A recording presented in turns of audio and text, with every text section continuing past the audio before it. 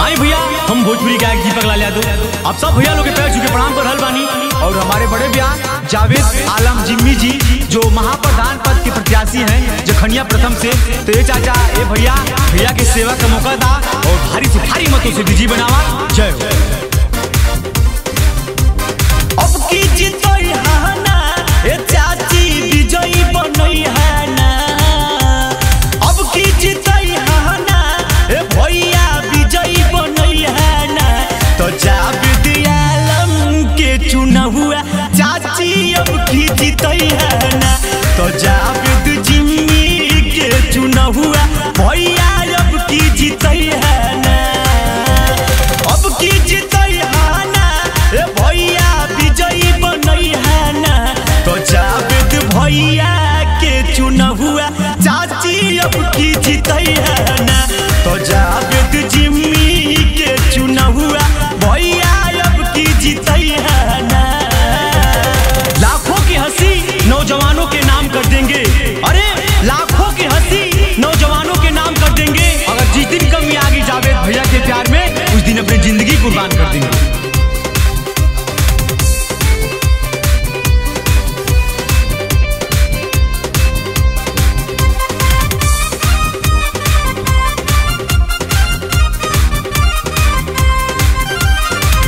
बिजली के खातिर भैया आवाज उठइले।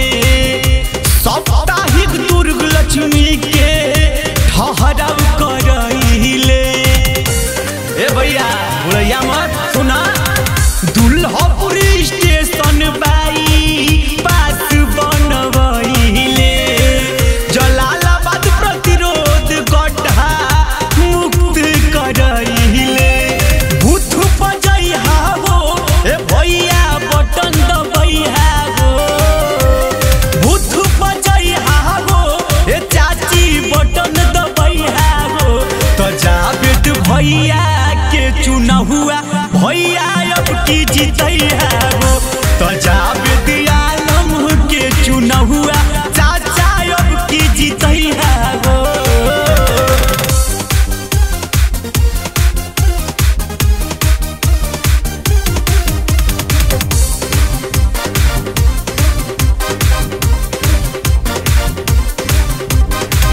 पेपर लीक के खातिर जब आवाज उठइले। प्रशासन द्वारा भैया नजर बंद करा गइले।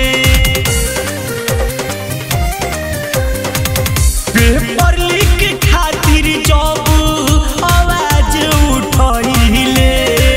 प्रशासन द्वारा भैया नजर बंद करा गइले।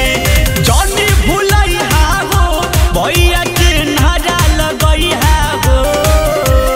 जानी भूलई हागो भैया के नारा लगई हागो।